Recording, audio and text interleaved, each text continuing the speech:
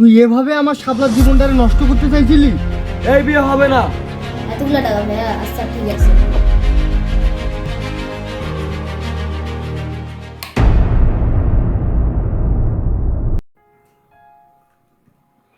কই গো, মেয়ে তো অনেক বড় হয়ে গেল, এবার তো একটা মেয়ের জন্য ভালো সম্বন্ধ দেখতেই হবে। আমিও ঠিক এটাই ভাবতেছি। যে যুগ জামানা চলতিছে, মেয়েকে আর বেশি দিন বাসায় রাখা যাবে না। আমি কালকেই ঘটকের বাসায় যাব। হ্যাঁ গো, তুমি আর দেরি করো না। কালকে ঘটকের বাসায় যায় আমাদের শাপলা রানীর জন্য একটা ভালো সম্বন্ধ দেখতে বলো। আচ্ছা ঠিক আছে, তুমি এখন ঘুমাও।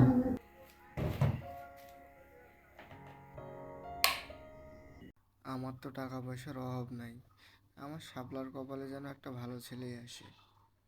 না, এবার আমিও ঘুমিয়ে পড়ি, কালকে ঘটকের বাসায় যেতে হবে।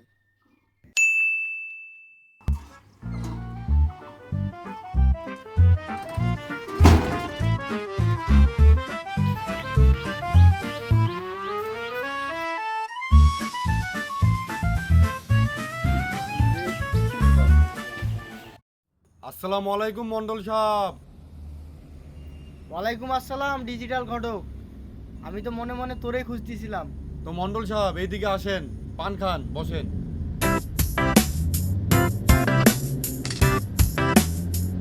ভাইয়া, মন্ডল সাহেবের জন্য একটা পান দিয়েন তো।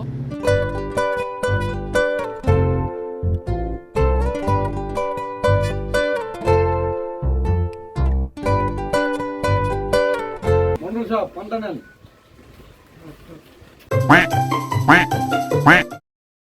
তা মন্ডল সাহেব, আমারে যে খুঁজতেছেন, এই বুইড়া বয়সে আবার বিয়ে করবেন নাকি?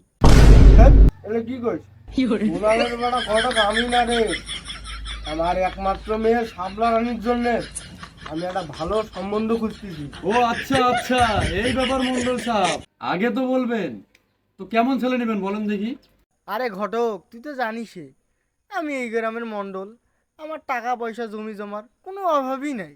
আমি শুধু চাই আমার শাপলা রানী একটা মাত্রই মেয়ে শুধু সুখে শান্তিতেই থাক। আজ্ঞে মন্ডল সাহেব, আপনি কোনো চিন্তা করিয়েন না, আমার কাছে সব দামি দামি সম্বন্ধই আছে। এই না হলে আমি ডিজিটাল ঘটক। আরে গোলামের বেটা ঘটক, তুই তো কাজের থেকে কথাই বেশি দিস। কথা কম বলে এবার ভালো ভালো সম্বন্ধগুলো দেখা দেখি। মন্ডল সাহেব, আপনি কি জানেন আমার 20 বছরের অভিজ্ঞতা।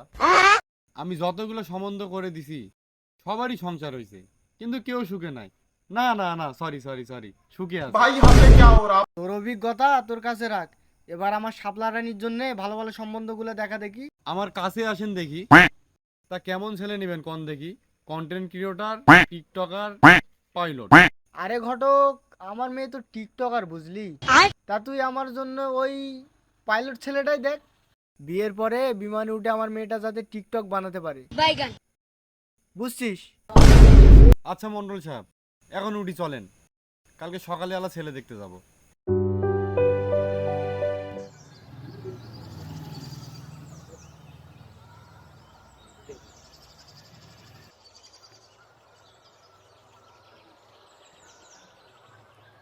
কিরে বন্ধু, তোরে কেন জানি মাঠে ঘাটে কোথাও অনেকদিন ধরে দেখতে পাচ্ছি না। তা ব্যাপার কি বন্ধু, প্রেম টেম করতেছিস নাকি? কি যে বলিস বন্ধু, প্রেমের থেকে বড় কিছু পাইছি। খুব তাড়াতাড়ি বড় লোক হয়ে যাবো মনে হয়। কি বলিস বন্ধু, প্রেম করার জন্য তুই কত কিছুই না করলি, কিন্তু কোনো মেয়ে তোকে পাত্তা দিত না। এর থেকেও কি এমন মূল্যবান জিনিস পাইছিস বল দেখি আমাকে। একটা অনলাইন লিঙ্ক, জানিস বন্ধু, ওখানে প্রতিদিন বিমান উড়িয়ে আমি 10-20 হাজার টাকা ইনকাম করতেছি। এইভাবে চলতে থাকলে একদিন বিল গেটসকেও কাটিয়ে যাবো আমি।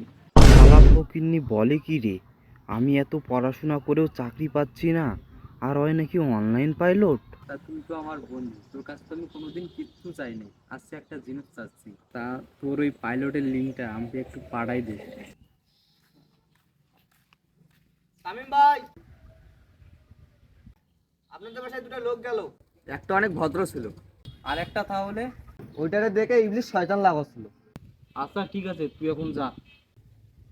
আচ্ছা বন্ধু থাক, তাহলে লিঙ্কটা পাঠিয়ে দিস, ঠিক আছে? আরে ভাই কোটে রে?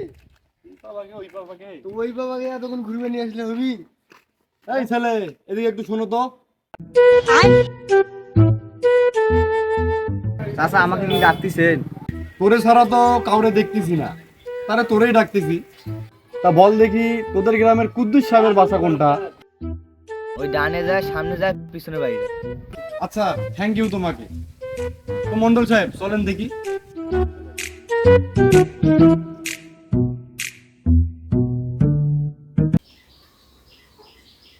বন্ধু তো লিঙ্কটা পাঠিয়ে দিয়েছে, এখন থেকে আমি অনলাইন পাইলট হই। এত কষ্ট করে পড়াশোনা করে আর অফলাইনে পাইলট হতে হবে না। যাই, যা টাকাটা ঢুকে নিয়ে আসি। তা বাবা, তুমি কিংবা কয়দিন থেকে মনমরা হয়ে আসো, মাঠেও যাও না আর কিংবা বন্ধুদের সাথে আড্ডাও দাও না। আরে না আম্মা, আড্ডা দিতে আর ভাল লাগে না, সেজন্য বাসায় শুয়ে বসে থাকি। আচ্ছা বাবা, তোমার তো আব্বু বাসায় নেই, তোমার পাইলটের চাকরি 2 লাখ টাকাটা ব্যাংকে দিয়েছো তো? ছোট ভাই শুনো তো, আমার নাম্বারে 2 লাখ টাকা ক্যাশ ইন দিয়ে আসো তো। এতগুলো টাকা ভাইয়া? আচ্ছা ঠিক আছে। আজকে এই 2 লাখ টাকা দিয়ে 2 গুণ নিয়ে 4 লাখ টাকা বানাবো।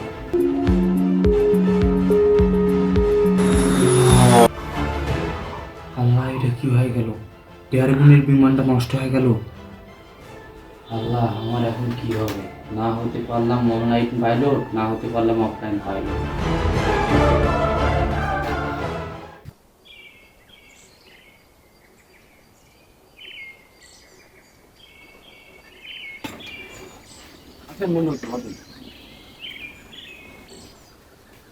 আসসালামু আলাইকুম কুদ্দুস সাহেব। ওয়ালাইকুম আসসালাম ডিজিটাল ঘটক। তো আপনার ছেলে নাকি পাইলট? আমি আমার মেয়ের জন্য এমনই সম্বন্ধ খুঁজতেছি, ডাকেন দেখি আপনার ছেলেকে। আপনারা বসেন, আমি ছেলেকে ডাকছি। বাবা একটু এদিকে আয় তো, তোর জন্য ভালো সম্বন্ধ আছে।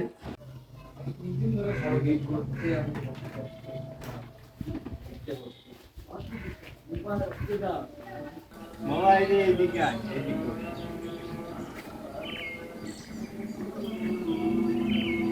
তা কুদ্দুস সাহেব, ছেলে তো দেখতে মাশাআল্লাহ সুন্দরী আছে।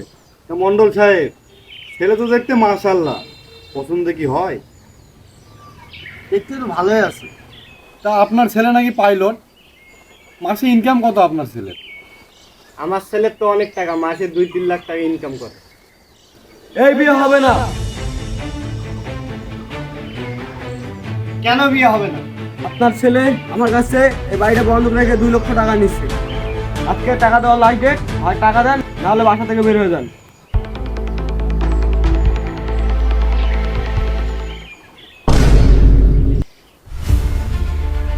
কিরে ঘটক, তুই কোন জায়গার সম্বন্ধ নিয়েছিস? তুই কি এইভাবে আমার শাবলার জীবনটারে ধ্বংস করতে চাইছিলি? এই জুয়া ঘরের পাল্লা পড়লে তো আমার শাবলার জীবনটা ধ্বংস হয়ে যাইত। তুই এভাবে আমার শাবলার জীবনটারে নষ্ট করতে চাইছিলি? ভিডিওটা দেখে আপনারা কি বুঝেন? বর্তমানে জেনারেশন অনলাইন গেমে ধ্বংস হয়ে যাচ্ছে। আপনারা তো অবশ্যই চান আপনাদের ছেলেমেয়েগুলো সুখে শান্তিতে জীবনযাপন করুক, কিন্তু কিছু কিছু ঘটকের পাল্লায় পড়ে আপনাদের মেয়ের জীবনগুলো একবারেই নষ্ট হয়ে যায়। তো এই ভিডিওটার মাঝে তুলে ধরা হয়েছে যে কোনো ভণ্ড ঘটকের পাল্লায় পড়ে আপনার মেয়ের জীবনটাকে নষ্ট করবেন না। ধন্যবাদ। আর ভিডিওটি ভালো লেগে থাকলে লাইক, কমেন্ট, সাবস্ক্রাইব করবেন।